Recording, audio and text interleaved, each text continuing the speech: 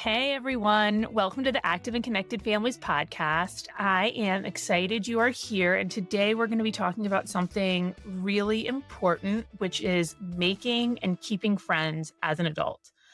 This is something that I think we all think is going to be easy, kind of when we're 22 and we've had many successful years making friends in high school or in college, and then all of a sudden you get into the quote unquote real world and it's tough. And I think it's hard when you're 22, it's hard when you're 30, it's hard when you're 40, it's hard when you're 50. Making friends can be a real challenge. And there are a couple of reasons for that. I think primarily we are so much more disconnected than we used to be, or we're so much more connected to our phones and connected to people that are not close to us and disconnected from what's happening right in front of our face. So it really is easy to get a lot of our social connections from people that we knew a long time ago and people that live maybe across multiple states from us, instead of getting our social relationships and our social needs met from the people that are right in front of our face. And so it we don't have as much motivation to make friends, and we don't have as much need to make friends, and therefore we don't make as many friends. Sadly, though, I think what the research says is that we all need real life human interaction in order to promote mental health. So, in order to reduce anxiety and reduce depression for adults, we all need to have some real life connections.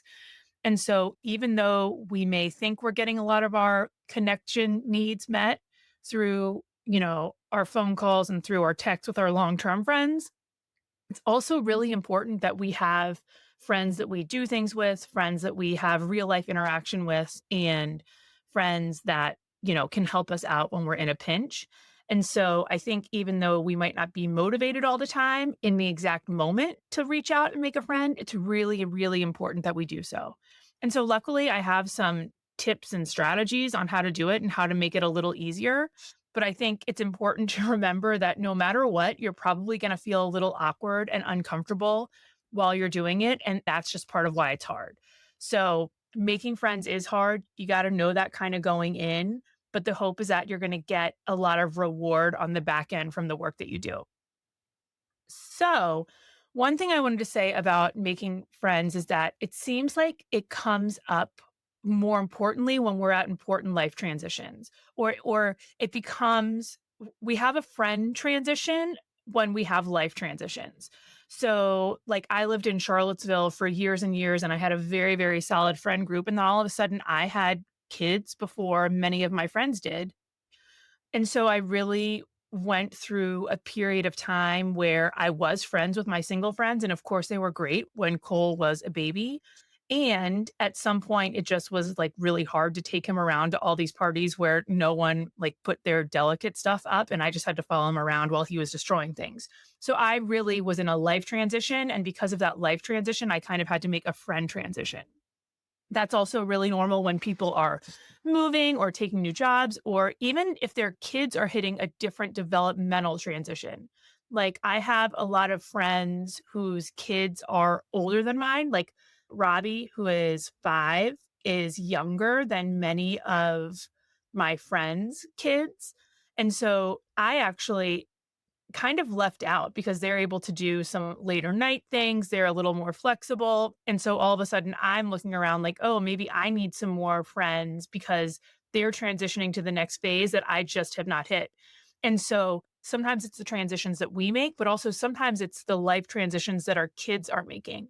That can be the same thing too. If like our kids get super involved in sports or super involved in any sort of activity, their transitions can become our transitions. And it's really normal to kind of be like, wait, I got to check in on kind of my own friend scene in order to be able to manage through that. One other thing I really want to talk about when we're talking about making friends is that in our minds, we really think the anxiety and the nervousness around making friends is all about us, right? Like that's part of the human condition, is thinking that our experience is really different or unique. Our own anxiety is our own anxiety and our own issue. But in reality, everyone who's kind of in their 40s is a little bit anxious about making friends, or everyone that needs friends is kind of anxious about making friends. And so what I've really realized about that is that if I'm anxious and I assume that someone else is anxious, then I am more able to take a step forward in order to make a friend, right? So if you have two people that are anxious, two people are kind of taking a back seat, someone is going to have to take that step forward in order to make a friend. And so if I know that someone has to do it, I kind of want to get out of my own anxiety and just make that first step. So recognizing that the other person is nervous too, recognizing the other person probably wants a friend too, and just being like, someone has to take this first step. So it might as well be me. That's one of the strategies I've used throughout my life. And I think that's been one of the most helpful strategies that I've used. Okay. Knowing all of that, there is some research and data on how do you make friends. And they've done a lot of this research based on college kids because college is a time where everyone's going in not having many friends and they all have to make friends. And so what they found is that people are able to make friends under three conditions that kind of have to happen. One is if you see people regularly. So if you see them if you see them on a consistent basis. So I always tell people if you're going to go to a workout class, make sure you're going to the same class at the same day every week. Because essentially, like if you know you're a Tuesday 9 a.m. regular and you know there's someone else that's a Tuesday 9 a.m. regular, the first few times you see them, you might like give them a nod. But then the fourth time, you might be like, oh, tough class today. And then the sixth, seventh, eighth time, you're starting a conversation. So it's having a routine reason to see someone.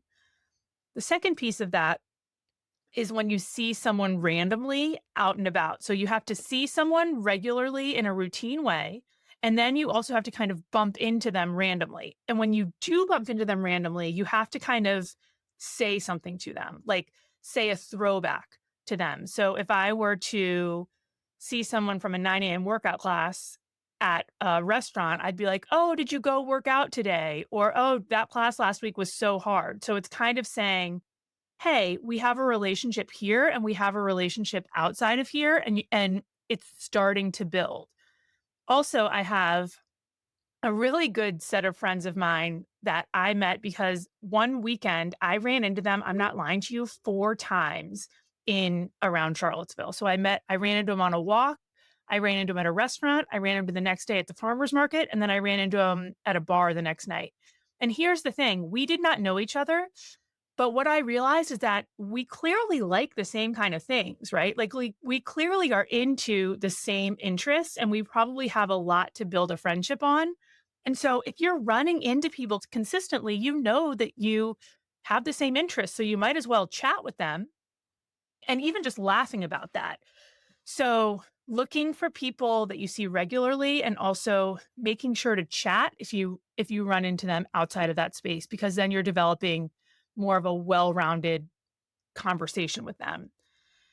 And then finally, the last one that's really, really hard to make work in real life is to have them in a place where you are diving into personal information, right? So it has to be a place where it's ripe for talking about personal information, which is part of why college is such a good place to make friends because everyone is so kind of angsty and figuring themselves out. And so that's why they dive into that personal information. I think some examples as adults are book clubs. That's actually why book clubs get so much respect and so many people do them. It's because it forces you to talk about yourself. It forces you to think about yourself. Also, like any support groups or religious organizations, or even political organizations, anything like that. I also think that when you're a new mom, we're all vulnerable as a new mom. And so a lot of that stuff can happen when you're just like standing next to someone at a playground, watching your kid kind of go up and down the stairs. I would usually use that time to offer vulnerability in myself. I knew that I wasn't in a place where someone else was going to force me to be vulnerable. Like I wasn't at a book club where someone would ask me a hard question. But if I went in with vulnerability, it would automatically kind of create a situation where the other person would feel vulnerable too. And so then we would have a deeper conversation. So some examples of that would be like, oh, this I don't know, this stage of parenting is so hard. Or even now as an adult and I watch my kids play on the sports field, like, oh, I get so anxious when they're playing goalie and it's like a shootout. Or I think just being vulnerable in order to let other people be vulnerable is a huge way to make friends. So again, those three are when you see people regularly and consistently. So get yourself to the same classes and courses on a regular time. Seeing people randomly out and about and making sure that you talk to them when you do that, and then also divulging personal information. So if you are not in a situation when you're forced to be vulnerable, try to kind of force it in a way that feels comfortable to you in those moments. Another strategy I use is to really create some structure around making friends. So I really feel like people like to have, at least women and probably men too. I just don't know off the top of my head. Like, I do think there's a piece of we like to have a group sense. And when you do have a group, there's a sense of continuity that you experience and it kind of feeds on itself. There's a tipping point where all of a sudden being friends gets easier because you can talk about what's happening in your other friends' lives, but you have to know the same people. And so I found a lot of success in creating groups and creating structure in order to solidify friendships. So again, that's something like a book club, or at one point in my life, I even created something called a girlfriends club or a girlfriends night. I don't remember, but it was because I was probably 26 and I needed to make a whole bunch of friends. And I had all these like random acquaintances all over my life, but no one knew each other. And I wasn't really close with any of them. So I created a girlfriends night, which is ridiculous, I know. And everyone just came over and sat on my porch and had some wine. It was people I didn't even really know, but I kind of was vulnerable and was like, I'm looking for some friends, or I'm having a random girlfriend night. Do you want to come? I know we don't know each other well. I don't know if I was that cheesy about it, but I think I was just like handing out my address to almost anyone who came. And the people who showed up were the people who needed friends, right? And so what came from that was after I had an excuse to invite people, then we created a book club and that became a group. So you need a structure and you need an excuse to get together, and you might as well make it. Like, as we get older, if we want something, it's easier for us to go for it than to wait for someone else to create it for us. So if you are older and you want a group of friends, start inviting people over, start seeing what you can do. Some other options for that are just like going out to dinner. Or another piece is when you tag something on to something else that you're doing. So if you create a structure and routine, so if you're going to a 9 a.m. workout class and you know you're going to see someone, tagging something on to the end of that, like a coffee, a regular coffee, anything that's routine is going to get done. So if you want to create friends, make it so that you don't have to like plan something all the time, because when you plan it, it's not going to happen. Put it in the routine. So like every Tuesday is going to be coffee after class, or every Friday is going to be drinks on drinks in the cul-de-sac with the friends, but make it structured, make it routine. So I have some people ask some questions around making friends because I think everyone kind of struggles with it and everyone feels vulnerable about it. And so I had some people write in some questions to see if I could offer some solutions. Not that all of this is like super easy for me too. Some of it is absolutely hard to do. I just talk about it enough so that I know the answers on it. So, or I can at least offer some advice for some solutions. So, one of the questions I have is, how do I make friends without it revolving around drinking? And that is a super good question. And also, I think it's a super hard question that we're all struggling with all the time. My honest answer, and this is a terrible answer, is that initially I think most friendships probably do revolve around drinking, because I think you're getting a bigger group together and it feels more social. And I think that people are able to relax and are a little less anxious. So it's not like you're going to go on a walk with 10 people, but you could go to a bar with 10 people. And so you you have to, I think there is going to be initially more drinking. I think the better question is how do you transition from friendships that do revolve around drinking to friendships that don't revolve around drinking? Like, how do you take it to that next step? And one of the things I really do is I like to create an activity. And I know men really like this too. I always walk and talk. So if someone's like, "Oh, do you want to get coffee?" I'm just a little more into like, "Oh, why don't we go on a walk?" And I always ask for that. I also really think that if you are going to go out drinking with someone the night, say you feel like crap the next morning or say something crazy happened, I think that shooting a text the next day is actually the best way to solidify the next level of friendship. So making sure you're not only having conversations when you're drunk, but you're using the drinking to create a sober conversation. That's probably easier for women than men. I'm not quite sure. But when you do get together, so maybe you say something like, "Oh, last night was so fun. I feel terrible. Do you want to go on a walk at like 10 o'clock today?" Or just start chatting about something else that's going on. So, really using the drinking in order to start that conversation.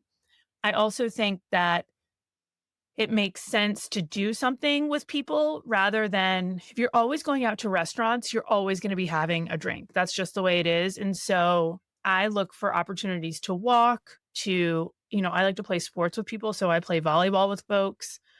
I joined a swim team. Other people, I'm trying to think what other people I know do. I mean, I know some people do a ton of pickleball, but again, that's sports. Book clubs, I think, would be a good idea. People go to movies as friends. I think figuring out what your interests are and just inviting people to do those things. Another question that someone had is like, for guys, it's weird to ask to get another guy's number, right? Like, I think maybe girls find it kind of easy to just be like, "Oh, hey, yeah, what's your number? I'll text you about that." But from what I've heard, a guy asked me, like, "How am I supposed to do that as a guy? It feels really weird." And so my answer to that was like, "Yes, get the phone number from your wife," because that's usually he has a wife and he said she has all the numbers. I don't have the numbers. I'm like, "Get the phone number from your wife and just be the first person to text." It's that same piece of like, they're anxious about it, you're anxious about it. You might as well take the first step and create the next level of friendship. Another question I got that I thought was interesting is it seems like everyone else has friends when I go to a pool or when I go to, a party at Fridays after 5 or I go to a big event. It seems like other people are walking around with groups of friends and I still feel kind of like I'm solo. And I think that that happens a lot and it happens to a lot more people than you think. And so my answer to that is really reminding yourself that everyone had to start somewhere. And even when people are in groups and they look like they're in groups already, those groups can change. So you could be added to a group, or maybe people in that group aren't even really happy with the people that they're in that group with, or maybe that group isn't as solid as you think it is, or maybe people just aren't as clicky as it feels like they are. And so I think even if it looks like other people are in pretty solid groups, it they still people are still open to new friends, right? Like they've done this research that essentially says like when you meet someone new, your brain lights up and your dopamine receptors get activated in the same way they do like when you're first falling in love. And so someone getting to know you is even if they have a ton of friends, they still want to get to know new people. Their sensors are still going to be like, "Oh, yes, someone new. This is exciting." And so giving them an opportunity to do that, even if they do have a solid set of friends, does not mean that they're not going to want to be friends with you. That being said, if you do reach out and people are kind of rejecting you, or you feel like it's still really, really hard, you also have to remember that sometimes that's just not about you. You know what I mean? Like these times in life, especially, if you're raising younger kids and you have a career and maybe you're taking care of your parents, like times are just crazy. And people might want friends, but might not have the time to put that commitment towards you. And that actually has nothing to do with you. And I think that that's the piece we have to remember is like just because someone doesn't call you back or just because someone takes 4 days to respond to your text, it might not be about you or who you are or your quality of friendship or if they want to be your friend. It might just be that they had some really crazy stressful week and this just isn't the time in their life to start making friends. And so I think you have to remember that it's not about you and it's not about like a referendum on who you would be as a friend. It's more about kind of the crazy lifestyle that we're leading. And the last thing I'm going to say is try to put your phone down. I know it's actually, to be honest with you, it's not so hard to put your phone down if you know that you're trying to make friends. What's really hard is kind of being somewhere with your phone down, watching someone else who hasn't put their phone down. And so I think one of the things that I do when I'm in that situation, if I want to kind of chat with someone, is I just put my phone down and I sit awkwardly and I just, even though when someone else has their phone out, you're dying to get your phone out. Sometimes it's just easier to put it down, ignore that feeling. And at some point, the other person may or may not just be like, oh, hey, how are you? They might start chatting, but they're never going to chat if you also have your phone up. And so I think you have to be aware of when you're using your phone as kind of a social crutch, which I'm a million percent guilty of doing, a million percent. But you have to be aware of when you're using it as a social crutch and when it's getting in the way of you making friends. So I feel like I talked forever, but I guess that is, the point of this. I hope it's useful. I think overall, remembering to find ways that you can routinely see someone, you can chat with them if you find them outside of that routine, and also being vulnerable. Those three steps are key to creating friends and also creating an excuse to invite people. Everyone is anxious, everyone wants friends. You might as well be the person to make that first step. And if you have questions about kind of what do I say, email us, text us, contact us, and we will try to come up with some more answers for you. Thanks so much for listening. We hope you have a great day.